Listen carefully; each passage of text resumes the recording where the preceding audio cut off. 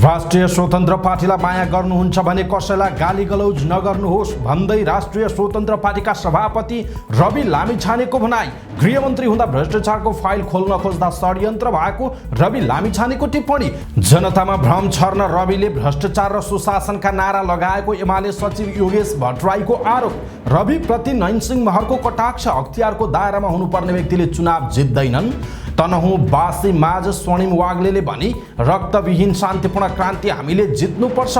Booth capture हुन सक्छ, तपाईहरूले नै पहरेदारी गर्नुहोस् भन्दै तनहुँवासीलाई स्वर्णिम वाग्लेको अपिल। ढाका कुमार श्रेष्ठलाई राष्ट्रिय स्वतन्त्र पार्टीले कारबाही गरेको पत्र संसद सचिवालयमा। नेकपा एमालेका अध्यक्ष एवं पूर्व प्रधानमन्त्री केपी शर्मा ओली अस्वस्थ। सरकारले सहमति अनुरूपको पुरै समय काम गर्न पाउने नेपाली कांग्रेसका सहमहामन्त्री जीवन परियारको टिप्पणी। संसद बाहिर नेकपा एमालेका सांसदहरूको प्रतिक्रिया। सरकारको विरोध। माओवादी सांसदले कांग्रेस महामन्त्री थापालाई भने उत्तेजनामा होइन, सोचेर बोल्नुहोस्। संसद बाहिर नेकपा एकीकृत समाजवादीका सांसदहरूको प्रतिक्रिया के भने एकीकृत समाजवादीका सांसदले यसको विषयमा पुरै जानकारी। प्रतिनिधि सभा नियमावलीमा आधारित भएर संसदमा आफ्नो अभिव्यक्ति दिन सांसदहरूलाई सभामुख देवराज घिमिरेको आग्रह। काठमाडौँ महानगरपालिकाले फोहोर नउठाएपछि सिंहदरबारले खोज्यो व्यवस्थापनको विकल्प। सेक्युरिटी प्रिन्टिङ खरिदमा 69 करोड घोटाला। वकिल पौडेल सहित 9 जना विरुद्ध मुद्दा दर्ता। प्रहरी कार्यालयकै अगाडि युवराज सफललाई घेरेर युट्युबरले झारे झाँको। पछिल्लो 24 घण्टामा थप 79 जनामा कोरोना संक्रमण पुष्टि। 377 जना सक्रिय संक्रमित। कोरोना बढ्यो, समयमै सतर्कता अपनाउन चिकित्सकहरूको सुझाव। पूर्वी नेपालको इनरुवामा लघुवित्त पीडित र प्रहरीबीच झडप। इटाली र कोरिया पठाइदिन्छु भनेर 66 लाख रुपियाँ ठगी गरेको आरोपमा 2 जना पक्राउ। हिन्दू विश्वविद्यालय स्थापनाका लागि अध्ययन समितिले पर्यटन मन्त्री सुदन किराँतीलाई बुझायो प्रतिवेदन। नेपाल टेलिकमले रोजगारी खोसेको भन्दै निष्कासित कर्मचारीहरूद्वारा धरना। वर्षा नहुनु र डढेलो लाग्नु प्रदूषणको मुख्य कारण भएको वातावरण विभागको भनाई। वायु प्रदूषण बढेपछि अनिवार्य मास्कको प्रयोग गर्न र धुवाँ धुलो नबढाउन विज्ञले दिए सुझाव।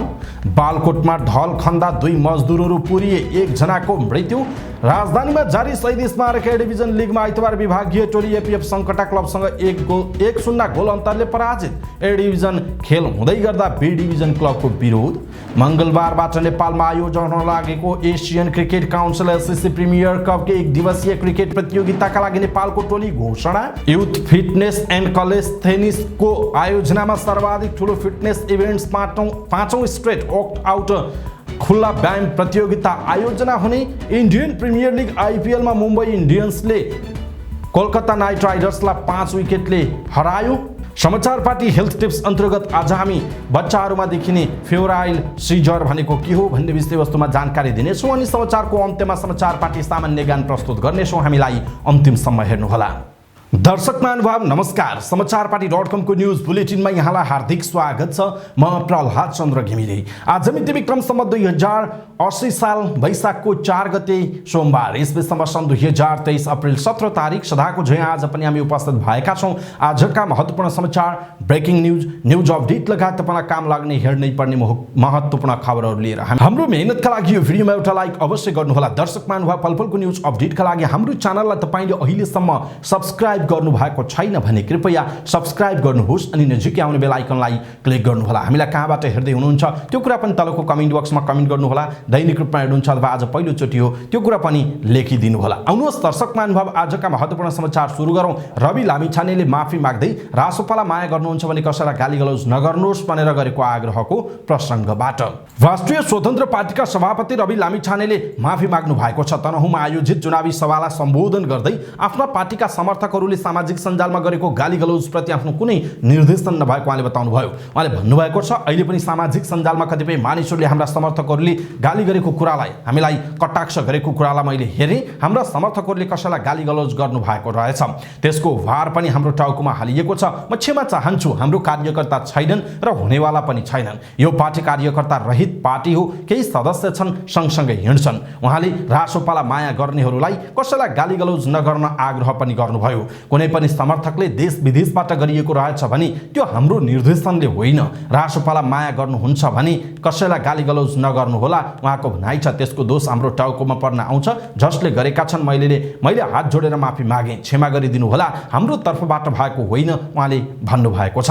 यसैबीच सभापति रवि लामिछानेले आफू गृहमन्त्री हुँदा बलियोसँग खुट्टा टेकेको कारणले आफू विरुद्ध षड्यन्त्र भइरहेको बताउनु भएको छ। तनहुँमा आयोजित चुनावी सभालाई सम्बोधन गर्दै उहाँले अहिलेसम्म भएका भ्रष्टाचारको फाइल खोलेरै छोड्ने उहाँले बताउनुभयो। उहाँले भन्नुभएको छ, मैले संसदमा बोल्दा भनेको थिएँ भ्रष्टाचारको कुनै पनि कालखण्डको फाइल खुल्छ भनेर।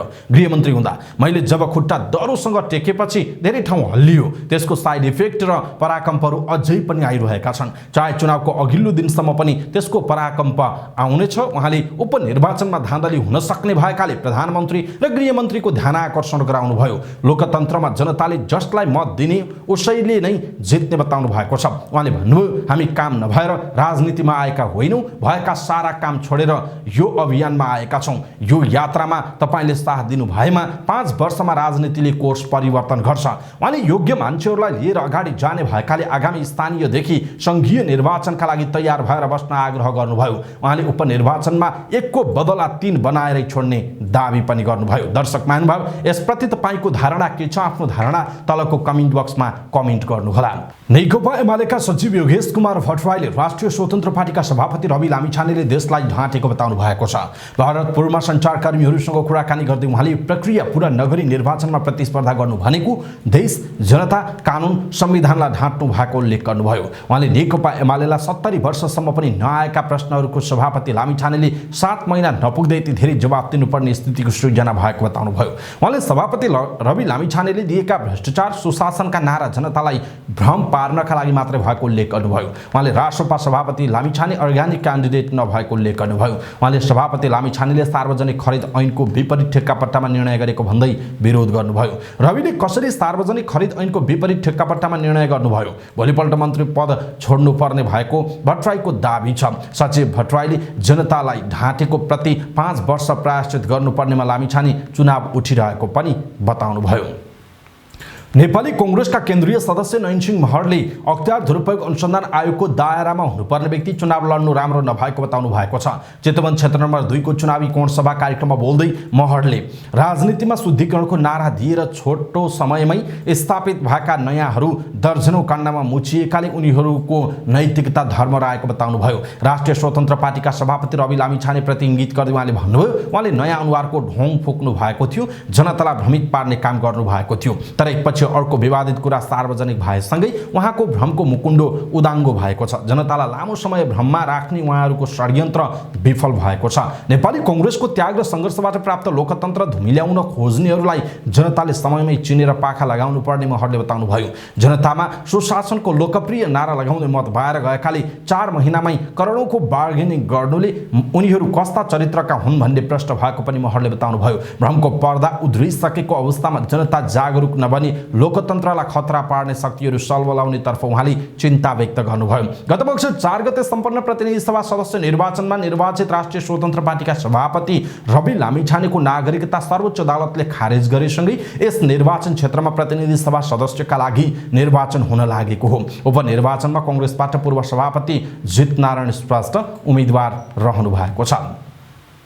राष्ट्रिय स्वतन्त्र पार्टीबाट तनहुँ 1 का उम्मेदवार स्वर्णिम वाग्लेले तनहुँको विकास र देशको अर्थतन्त्र उकास्ने आफ्नो प्रमुख एजेन्डा भएको बताउनुभयो। तनहुँमा आयोजित चुनावी सभालाई सम्बोधन गर्दै उहाँले वैशाख 10 को उपनिर्वाचन केवल 1 ठान सांसद निर्वाचित गरेर प्रतिनिधि सभामा पठाउने कर्मकाण्डी संसदीय क्यालेन्डर मात्रै नभएको बताउनुभयो। उहाँले भन्नुभयो, यो परिवर्तनकारी र यथास्थितिवादी बीचको लडाईँ पनि हो। यो रक्तविहीन शान्तिपूर्ण क्रान्ति हामी परिवर्तनवादीहरूले जित्नुपर्छ। तनहुँको विकास गर्ने, राजनीति संल्याउने र अर्थतन्त्र उकास्ने मेरो प्रमुख कार्यसूची हो। यहाँ वर्षौंदेखि एउटै समस्या समाधान हुन सकेको छैन उहाँले भन्नुभएको छ। यसैबीच वाग्लेले वैशाख 10 को उपनिर्वाचनमा बुथ क्याप्चर हुन सक्ने बताउनुभयो। तनहुँमा आयोजित चुनावी सभालाई सम्बोधन गर्दै आफ्ना प्रतिस्पर्धीहरू रन्थनिसकेको पनि उहाँले टिप्पणी गर्नुभएको छ। राष्ट्रिय स्वतन्त्र पार्टी रासोपाले समानुपातिक सांसद ढाका कुमार श्रेष्ठमाथि कारबाहीका लागि संघीय संसद सचिवालयमा पत्र पठाएको छ।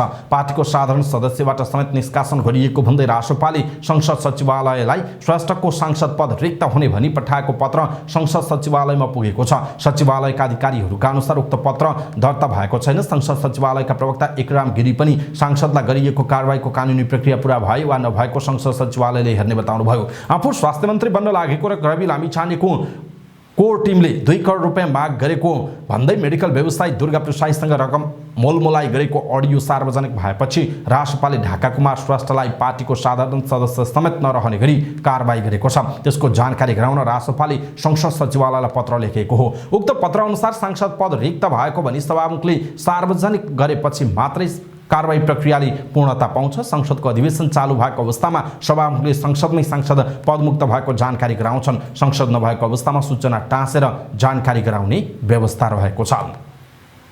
नेकपा एमालेका अध्यक्ष एवं पूर्व प्रधानमन्त्री केपी शर्मा ओली अस्वस्थ हुनुभएको छ।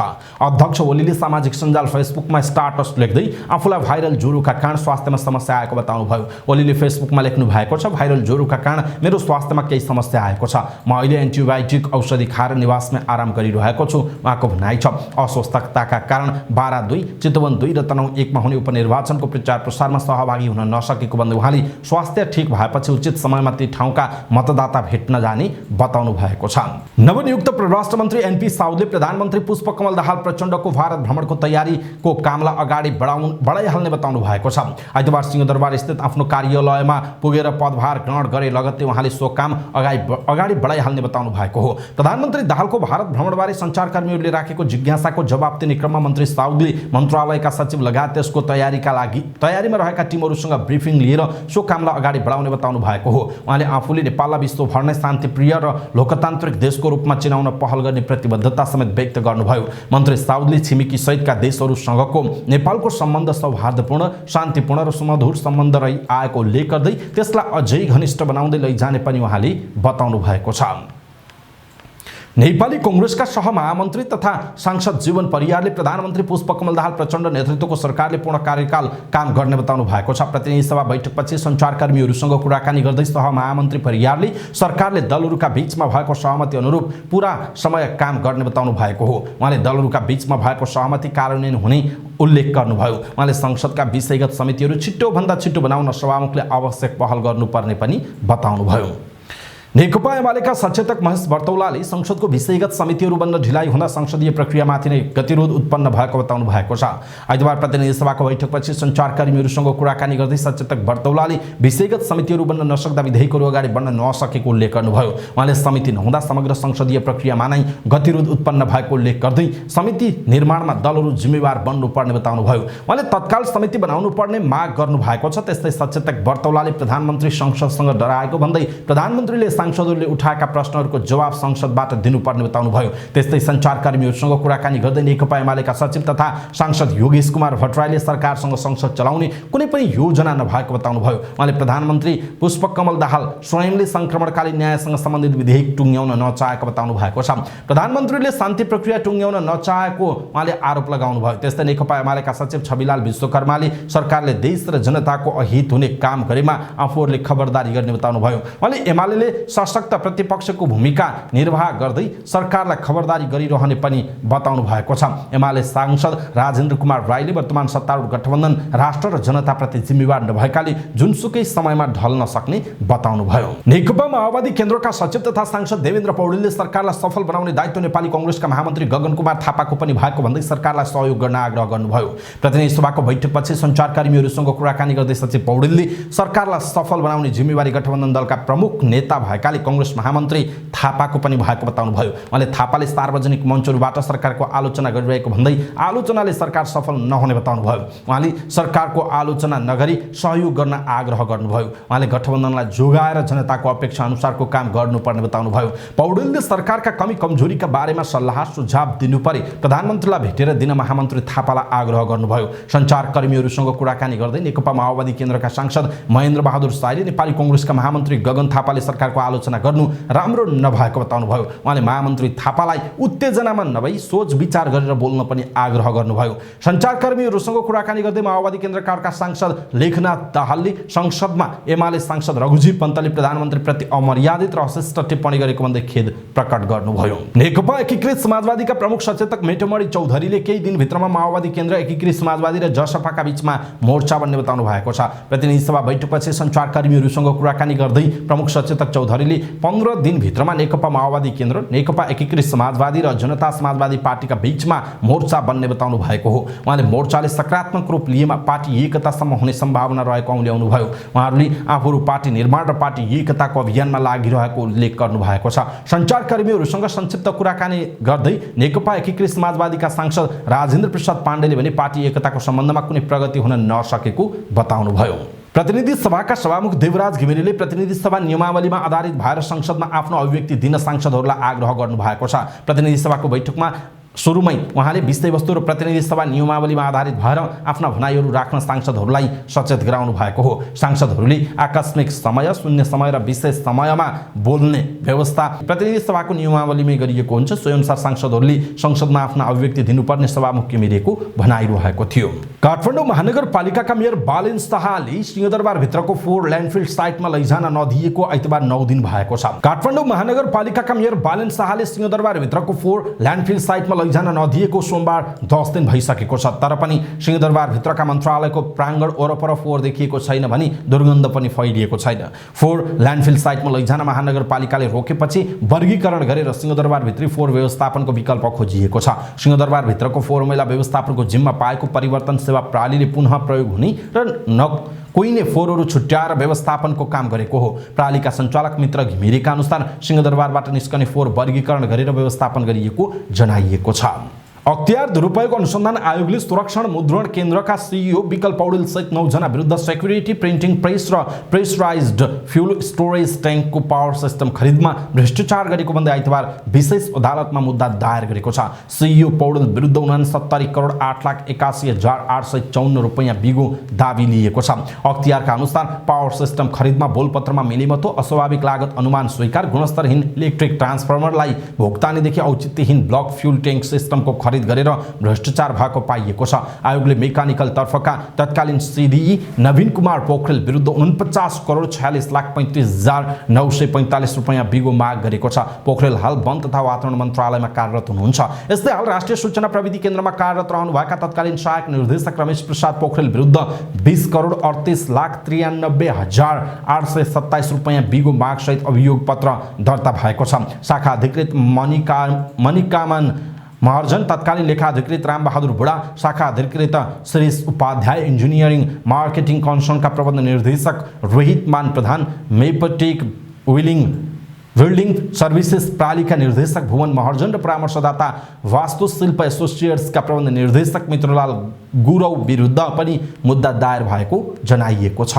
रवि लामिछाने विरुद्ध लगातार मुद्दा हालेर भाइरल बनेका युवराज पौडेल सफल आइतबार बिहान चेकु स्थित काठमाडौँ प्रहरी परिसरको प्रवेशद्वार बाहिर युट्युबरको निशानामा परे। रवि लामिछानेसँग आफूहरूलाई जोडेर दुष्प्रचार गरेको भन्दै उनीहरू युवराजमाथि जाय लागेका थिए। आफूलाई सामाजिक अभियन्ता भन्ने नरनाथ गौतम लगायतले उनलाई हातपातको समेत प्रयास गरेका थिए। काठमाडौँ प्रहरी परिसरमा प्रवेश गर्न खोजिरहेका युवराजलाई युट्युबरले बाटो छेकेर झाङ्गल झुङ्गल पारे पछि प्रहरीले हस्तक्षेप पनि गरेको थियो। स्रोतका अनुसार आफूलाई परिवर्तन मिडियाको सञ्चालक बन्ने पवित्र लामा युवराजले मिथ्या आरोप लगाएको भन्दै केही दिन अघि काठमाडौँ प्रहरी परिसरमा पुगेकी थिइन्। प्रहरीले जाहेरी लिएर आउनु भनेपछि उनी फर्किएकी थिइन्। आइतबार बिहान जाहेरी लिएर गएपछि पवित्रलाई प्रहरीले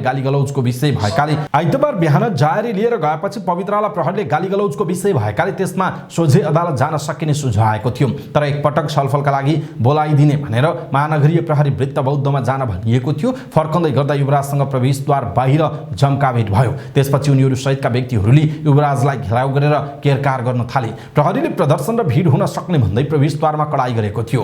कोशी प्रदेशको नामाकरण विरुद्ध अस्वाभाविक गतिविधि गरेको आरोपमा 2 जनालाई पक्राउ गरिएकाले प्रहरीले सुरक्षा व्यवस्था कडा बनाएको थियो। तर प्रवेशद्वार बाहिर युट्युबर र युवराज बीच तमासा बन्यो। युवराजलाई जोगाउन प्रहरीलाई हम्मे परेको थियो। युवराज उजुरी सम्बन्धमा प्रहरी कहाँ गएर बोल्ने भन्दै पन्छन खोजेका थिए। तर युट्युबरले उनीसँग तत्काल जवाफ मागिरहेका थिए। अन्त्यमा प्रहरीले युवराजलाई आफ्नो नियन्त्रणमा राखेर कार्यालयभित्र लग्यो। पछि प्रहरीले नै ट्याक्सीमा राखेर उनलाई घर पठाएको बुझिएको छ।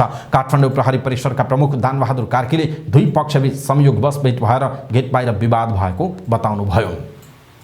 पछिल्लो 24 घण्टामा नेपालमा थप 99 जनामा कोरोना भाइरस कोभिड-19 को संक्रमण पुष्टि भएको छ। स्वास्थ्य मन्त्रालयका अनुसार 1604 नमुनामध्ये 364 जनाको पीसीआर परीक्षण गर्दा 50 जना र 1240 जनाको एन्टिजेन परीक्षण गर्दा 49 जना गरी 99 जनामा कोरोना भाइरसको संक्रमण देखिएको हो। यस्तै कोरोनाको सक्रिय संक्रमितको संख्या 377 पुगेको छ भने संस्थागत आइसोलेसनमा 37 जना, आइसियुमा 11 जना र भेन्टिलेटरमा 4 जना उपचाररत रहेका छन्। यसैबीच कोरोना संक्रमण बढेसँगै काठमाडौँ उपत्यकाका अस्पतालहरूमा कोरोना विरुद्धको खोप लगाउने संख्या बढ्न थालेको छ। पछिल्लो केही हप्तादेखि कोरोना संक्रमितको संख्या बढिरहेको छ। कोरोना संक्रमित बढ्न थालेसँगै अस्पतालहरूमा कोभिड-19 विरुद्धको खोप लगाउनेहरूको उपस्थिति बाग्लिएको हो। केही दिन यता नेपालमा दैनिक 100 को हाराहारीमा संक्रमितहरू बढिरहेका छन्। यसबीचमा केही नागरिकहरूको कोरोना भाइरसका कारण निधन पनि भएको छ। तर कोरोना भाइरसको संक्रमणका कारण निधन हुनेहरूमा भने ज्येष्ठ नागरिक र दीर्घ रोगीहरू मात्र रहेको सुकुराज ट्रपिकल तथा सरुवा रोग अस्पतालका डाक्टर शेरबहादुर पुनले बताउनुभयो। न्युज एजेन्सी नेपालसँगको कुराकानीमा उहाँले कोरोना भाइरस बढिरहनुको कारण हालको लागि ओमिक्रोन भेरिएन्टको सब भेरिएन्टहरू रहेको बताउनुभयो। उहाँले नेपालमा अहिले 9 वटा सब भेरिएन्टहरू फेला परेको र जसमा आधाभन्दा धेरै नयाँ प्रजातिको रहेको बताउनुभयो। डाक्टर पुनले नयाँ भेरिएन्ट मध्ये पनि XBB 1.16 समुदायमा बढी संक्रमण फैलाउने किसिमको रहेको उल्लेख गर्नुभयो। उहाँले यो सब भेरिएन्टले नेपालमा पछिल्लो समय 42% संक्रमण फैलाइसकेको बताउनु भएको छ। कोरोना संक्रमण बढेसँगै अहिले काठमाडौँको शुक्रराज अस्पतालमा पनि कोरोना संक्रमित बढ्दै गएका छन्। अस्पतालमा कोरोनाका लक्षण देखिएकाहरू स्वास्थ्य जाँच गराउन आइरहेको र अस्पतालमा भर्ना हुने र उपचार गर्नेहरू बढेको अस्पतालले जनाएको छ। लघुवित्त संस्था विरुद्ध आन्दोलनरत लघुवित्त पीडित र प्रहरी बीच सुनसरीको इनरुवामा झडप भएको छ। आइतबार सुनसरीको इनरुवामा लघुवित्त संस्थाको विरोधमा सङ्घर्षमा उत्रिएका लघुवित्त पीडित र प्रहरी बीच झडप भएको हो। लघुवित्त पीडितहरूले 3 घण्टा बढी समय सडक अवरोध जारी राखेपछि प्रहरीले सडक खुल्ला गर्ने क्रममा झडप भएको हो। प्रहरीले यातायात सञ्चालनमा अवरोध नगरी आन्दोलन गर्न सम्झाए पनि आन्दोलनकारीले नमान्दा प्रहरीले उनीहरूलाई लाठीचार्ज गरेर लखेटेर सडक खुलाएको थियो। सडक खुल्ला गर्ने क्रममा आन्दोलनकारी पक्षले सुरक्षाकर्मीमाथि ढुङ्गामुढा गर्न थालेपछि प्रहरीले बल प्रयोग गर्दा दुवैतर्फका केही घाइते भएका छन्। आन्दोलनका कारण पूर्वी पश्चिम राजमार्ग अन्तर्गत इनरुवा बसचोक खण्डमा दिनभर सवारी सञ्चालन हुन सकेको थिएन। आन्दोलनकारी बिहानैबाट सडकमा सुतेका थिए। आन्दोलनमा सहभागी अधिकांश महिला भएकाले समेत प्रहरी लामो समय संयमता अपनाएको थियो। आफूहरूको आन्दोलनमा प्रहरी दमन भएको भन्दै आन्दोलनकारीले आन्दोलनका कार्यक्रमलाई थप सशक्त बनाउने चेतावनी दिएका छन्। इटली दक्षिण कोरिया लगायतका देशमा पठाइदिन्छु भनेर 66,37,000 रुपैयाँ ठगी गरेको आरोपमा प्रहरीले 2 जनालाई पक्राउ गरेको छ। काठमाडौँ उपत्यका अपराध अनुसन्धान कार्यालयले ग्रीन लिफ इन्टरनेसनल कन्सल्टेन्सी र Nepal snowfall mountains trek and एक्सपिडिसनका सञ्चालक 28 वर्षका शोधन कुमार साई र म्यानेजिङ डाइरेक्टर अनिल श्रेष्ठलाई पक्राउ गरेको हो। उनीहरूले विपिन खत्री सहित 22 जनालाई 5 लाख रुपैयाँमा इटली, दक्षिण कोरिया, न्युजिल्यान्ड, पोर्चुगल आदि देशमा पठाइदिन्छु भनेर समग्रमा 66,37,000 रुपैयाँ लिई सम्पर्कविहीन भएको प्रहरीले जनाएको छ। उपत्यका अपराध अनुसन्धान कार्यालयका एसपी रविन्द्र रेग्मीका अनुसार ती देशका प्रतिष्ठित कम्पनीमा काम लगाइदिन्छु र मासिक 1 लाख भन्दा बढी कमाई हुन्छ भनेर रकम लिएको देखिएको रेग्मीको भनाइ छ। वैशाख 30 गते सेना मङ्गलबाट पक्राउ परेका साई र श्रेष्ठमाथि ठगी मुद्दामा अनुसन्धानका लागि जिल्ला प्रहरी परिसर काठमाडौँ पठाइएको अपराध अनुसन्धान कार्यालयले जानकारी दिएको छ। श्री पशुपति हिन्दू विश्वविद्यालय स्थापनाका लागि सम्भाव्यता अध्ययन समितिले पर्यटन मन्त्री सुधन किराँतीलाई अध्ययन प्रतिवेदन बुझाएको छ। आइतबार संस्कृति, पर्यटन तथा नागरिक उड्डयन मन्त्रालयमा एक कार्यक्रमको आयोजना गरी समितिले मन्त्री किराँतीलाई श्री पशुपति हिन्दू विश्वविद्यालय सम्भाव्यता अध्ययन प्रतिवेदन बुझाएको हो। 1 महिनाभित्र प्रतिवेदन बुझाउने गरी डाक्टर जगमान गुरुङ संयोजक रहेको अध्ययन समिति समय सीमाभित्रै अध्ययन प्रतिवेदन बुझाएको छ। श्री पशुपति हिन्दू विश्वविद्यालय स्थापनाका लागि सम्भाव्यता अध्ययन समितिको प्रतिवेदन बुझ्दै पर्यटन मन्त्री किराँतीले नेपालमा यस्ता धेरै अध्ययन समिति बन्ने तर पाएको जिम्मेवारी पूरा नहुने गरेको अवस्थामा यो समितिले त्यो प्रतिको ब्रेक गरेको बताउनु भएको छ। उहाँले समितिले श्री पशुपति हिन्दू विश्वविद्यालय स्थापनाका लागि सम्भाव्यता अध्ययन गरेर बनाएको प्रतिवेदन विस्तृत अध्ययन गर्ने बताउनुभयो। उहाँले संविधानले समाजवाद उन्मुख राज्यको व्यवस्था गरेको भन्दै समाजवाद गाडी वा जहाज चढेर नआउने पनि उल्लेख गर्नुभएको छ। उहाँले समाजवाद सरकारले गर्ने काम गरेर ल्याउनु पर्ने बताउनुभयो। नेपाल टेलिकमले 217 जना प्राविधिक सहायकलाई कामबाट हटाएको भन्दै विरोध प्रदर्शन भएको छ। आइतबार दिउँसो टेलिकम बाहिर निष्कासित कर्मचारीहरूले विरोध प्रदर्शनसहित धरना दिएका थिए। उनीहरूले लामो समयसम्म काम गरेका कर्मचारीहरूलाई सरकारी निकायले स्वेच्छाचारी ढङ्गले हटाएको भन्दै पुनः बहालीको माग गरेका छन्। प्रदर्शनका क्रममा सञ्चारकर्मीहरूसँग कुराकानी गर्दै प्रदर्शनकारी भीमबहादुर खड्काले नेपाल टेलिकममा कार्यरत 217 जना प्राविधिक सहायकहरूलाई टेलिकमले स्वेच्छाचारी ढङ्गले हटाएको र पुनः बहालीको माग गर्दै आफूहरू आन्दोलनमा उत्रनु परेको बताउनुभयो। उहाँले 15 वर्ष लामो समयसम्म टेलिकममा काम गरेका कर्मचारीलाई हटाउनु भनेको उनीहरूको रोजगारी खोज्नु रहेको बताउनु भएको छ। उहाँले कर्मचारीहरूको पुनः बहाली नगरिकन आन्दोलन बन्द नगर्ने चेतावनी दिनुभयो। उहाँले रोजगारीको ग्यारेन्टीको विषय संविधानको हक भएको उल्लेख गर्दै रोजगारी गरिरहेको कर्मचारीलाई सरकारी निकायले निकाल्नु गलत रहेको उल्लेख गर्नु भएको छ। उहाँले लिखित माग सम्बोधन नभएपछि आफूहरू बाध्य भएर धरना दिनु परेको पनि बताउनुभयो। पछिल्लो समय देशका अधिकांश ठाउँको वातावरण बिग्रिएको छ, प्रदूषण बढेको छ। वातावरण विभागले भने जङ्गलमा लागेको डढेलोका कारण वायु प्रदूषण बढेको जनाएको छ। वातावरण विभागका प्रवक्ता शङ्कर प्रसाद पौडेलले डढेलोका कारण नै देशभरको प्रदूषणको मात्रा बढेको बताउनुभयो। उहाँले पानी नपर्दा र हावा बहन नसक्दा प्रदूषण एकै ठाउँमा थुप्रिएको बताउनु भएको छ। उहाँले स्याटेलाइट इमेज हेर्दा काठमाडौँ उपत्यकामा बारा पर्सा र चितवनबाट निस्किएको धुवाका कारण प्रदूषण बढेको बताउनुभयो। बारा पर्सा र चितवनबाट बागमती करिडोर हुँदै काठमाडौँमा आएको हावा अन्यत्र बहन नसक्दा काठमाडौँ उपत्यकामा प्रदूषणको मात्रा बढेको उहाँले बताउनुभयो। उहाँले काठमाडौँ प्रदूषणको पहिलो नम्बरमा पर्यो जस्ता समाचारहरू सञ्चार माध्यममा आइरहेको तर त्यसले ठूलो फरक नपार्ने बताउनुभयो। उहाँले प्रदूषणको पहिलो दोस्रो नम्बरमा पर्यो भन्ने कुरा प्रचारबाजीको विषय मात्र भएको बताउनु भएको छ। यसैबीच काठमाडौँ विश्वकै बढी प्रदूषण हुने शहरमा पहिलो नम्बरमा पुगेपछि विज्ञहरूले आवश्यक सावधानी अपनाउन आग्रह गरेका छन्। हावाको प्रदूषण मापन गर्ने एयर भिजुअल सूचक आइक्यू एयरले काठमाडौँलाई संसारकै प्रदूषित शहरको सूचीमा पहिलो स्थानमा राखेको छ। शनिबार साँझबाट काठमाडौँ संसारमा सबभन्दा बढी प्रदूषण भएको शहरको पहिलो दोस्रो तेस्रो स्थानमा घटबढ भइरहेको छ। वायु प्रदूषणहरू बढिरहेकाले घर बाहिर सकेसम्म ननिस्कन र निस्कनै परे मास्कको अनिवार्य रूपमा प्रयोग गर्न विज्ञको सुझाव छ। पछिल्लो समय वनमा लागेको डढेलो, भारतको उत्तर प्रदेशमा बालिएको गहुँको भुसको धुवाँको असर काठमाडौँ सहित नेपालका विभिन्न शहरहरूमा परेको विज्ञहरूले बताएका छन्। भक्तपुरको बालकोटमा ढल खन्ने क्रममा 2 जना मजदुर पुरिएका छन्। सूर्य विनायक नगरपालिका 2 बालकोट रागिनी हाइटमा कौशलटारबाट सिरुटार जाने सडकको 20 मिटर भित्रको बस्तीमा नयाँ ढलको विस्तार भइरहँदा ढिस्कोले 2 जना पुरिएका थिए। उपचारका क्रममा सुनसरीको गढी गाउँपालिका 2 स्थानीय घर भई बालकोट बस्दै आएका 22 वर्षका नितेश सदाको मृत्यु भएको हो। सोही ठेगाना भएका 30 वर्षीय सियाराम सदाको उपचार भइरहेको प्रहरीले जनाएको छ। काठमाडौँमा जारी शहीद स्मारक ए डिभिजन लिगमा आइतबार विभागीय टोली एपीएफ सङ्कटा क्लबसँग 1-0 गोल अन्तरले पराजित भएको छ।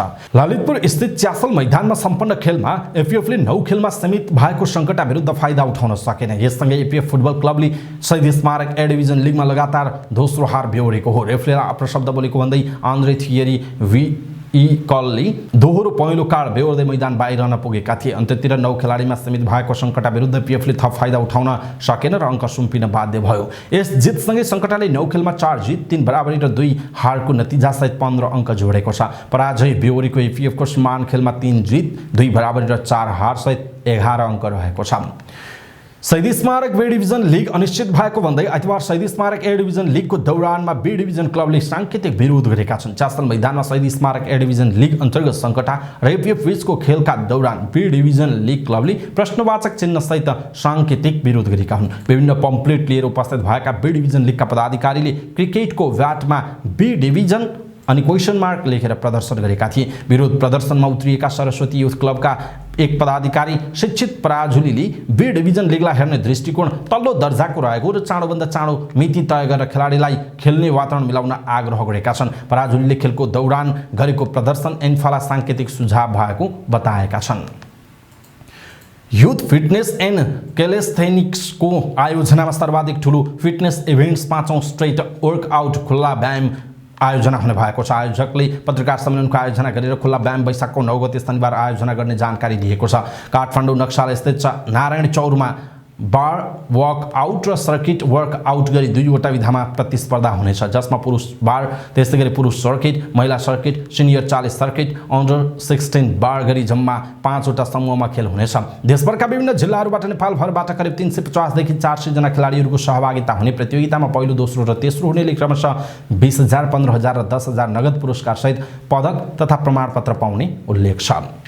इन्डियन प्रिमियर लिग आइपिएलमा मुम्बई इन्डियन्सले आइतबार कोलकाता नाइट राइडर्सलाई 5 विकेटले पराजित गरेको छ। मुम्बईको घरेलु मैदान वाङखेडे स्टेडियममा टस हारेर पहिला ब्याटिङ गरेको कोलकाताले वेनकाटेस अयरको शतक मद्दतमा निर्धारित 20 ओभरमा 6 विकेट गुमाएर 186 रन बनाएको थियो। मुम्बईले 186 रनको लक्ष्य 17.4 ओभरमा 5 विकेट गुमाएर पुरा गर्यो। मुम्बईको जितपछि 15 वर्षपछि कोलकाताको खेलाडीले बनाएको शतक छायामा पर्यो। मुम्बईका नियमित कप्तान रोहित शर्माको सट्टा सूर्यकुमार यादवले कप्तानी गरेका थिए। दोस्रो इनिङ्समा रोहित इम्प्याक्ट प्लेयरको रूपमा ब्याटिङ गर्न आएका थिए। 4 खेल खेल्दा दोस्रो जित निकालेको मुम्बई 4 अङ्क जोडेर 8औं स्थानमा छ। 5 खेल खेलिसकेको कोलकाताको यो तेस्रो हार हो। 4 अङ्क नै रहेको कोलकाता राम्रो रन रेटका आधारमा 5औं स्थानमा छ।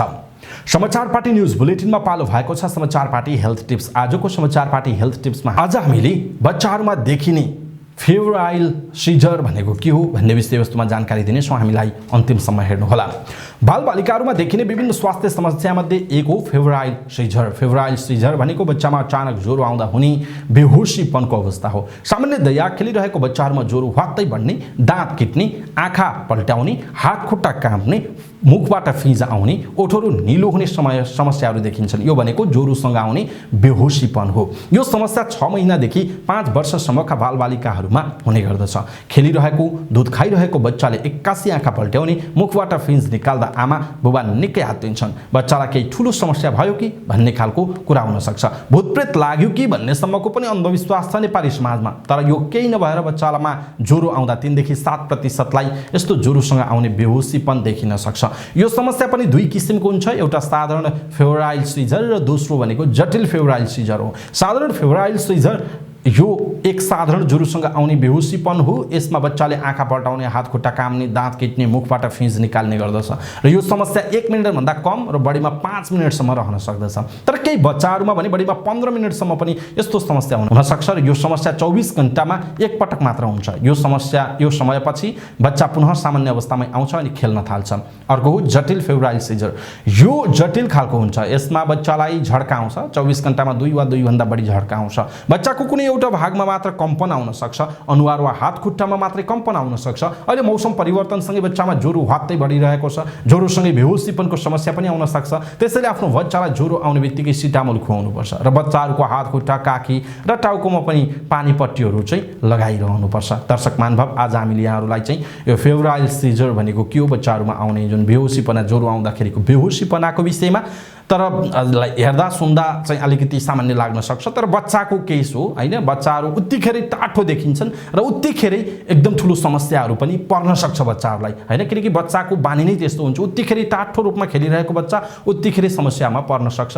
त्यो एउटा खालको रोगहरू हुन सक्छ, बच्चालाई थाहा हुँदैन। त्यसकारणले चाहिँ हामीले बच्चाको केसमा चाहिँ त्यति धेरै प्रयोगहरू गर्नु हुँदैन कि यसो गर्छु भएन भने यसो गर्छु भन्ने होइन। तुरुन्तै डाक्टरकोमा लगिहाल्नुपर्छ र यो ज्वरो आउँदाखेरि अकस्मात आउने बेहोसीपनाको विषय जुन फेब्राइल सिजर भनिन्छ र यसको विषयमा आज हामीले जानकारी दियौँ। धेरैलाई मलाई लाग्छ यो विषय जानकारीवर्धक छ हैन। जानकारी पाउँदाखेरि फाइदै हुने खालको छ। त्यसकारणले तपाईले त जानिहाल्नुभयो, बुझिहाल्नुभयो, तपाईलाई राम्रो लाग्यो कमेन्ट पनि गर्नुहुन्छ तपाईँले एउटा कम्तीमा र आफ्नो साथीभाइ इष्टमित्रलाई सेयर गर्नु होला फेसबुकमा लगेर, ताकि तपाईँको आफन्तजनहरूलाई पनि थाहा होस् र उहाँको बच्चाहरूमा पनि यस्तै खालको आयो भने नआत्तिने अथवा कस्तो अवस्थामा आत्तिने भनेर उहाँहरूले चाहिँ निर्धारण गर्न सक्नुहुनेछ, मूल्याङ्कन गर्न सक्नुहुनेछ। समाचार पार्टी हेल्थ टिप्स आजका लागि यति नै। अब लागौँ हाम्रो अर्को सेगमेन्ट समाचार पार्टी सामान्य ज्ञान। समाचार पार्टी सामान्य ज्ञान अन्तर्गत आजको प्रश्न छ, लमजुङ स्थित दोर्दी करिडोर प्रसारण लाइन कहिलेदेखि पूर्ण रूपमा सञ्चालनमा आएको हो? लमजुङ स्थित दोर्दी करिडोर प्रसारण लाइन कहिलेदेखि पूर्ण सञ्चालनमा आएको हो? कृपया आफूलाई लागेको सही उत्तर तलको कमेन्ट बक्समा कमेन्ट गर्नुहोला। अवस्था समाचारपाटी.com को न्यूज बुलेटिन अहिलेका लागि यति नै। हामीले प्रस्तुत गरेका यी समाचारहरूप्रति तपाईको धारणा के छ? आफ्नो धारणा तलको कमेन्ट बक्समा कमेन्ट गर्नुहोला। हाम्रो मेहनतका लागि यो भिडियोमा एउटा सानो लाइक अवश्य गर्नुहोला। हाम्रो च्यानललाई अहिलेसम्म सब्स्क्राइब गर्नु भएको छैन भने कृपया सब्स्क्राइब गर्नुहोस् अनि नजिकै आउने बेल आइकनलाई क्लिक गर्नुहोला र नोटिफिकेसन इनेबल गरेर अलमा पनि क्लिक गरिदिनुहोला। समाचार पार्टी न्यूज बुलेटिन नेपाली समय अनुसार आज साँझ 6 बजे लिएर फेरि हामी उपस्थित हुनेछौँ। पलपलको न्यूज अपडेटका लागि समाचार पार्टी हेर्दै गर्नुहोस्। नमस्कार।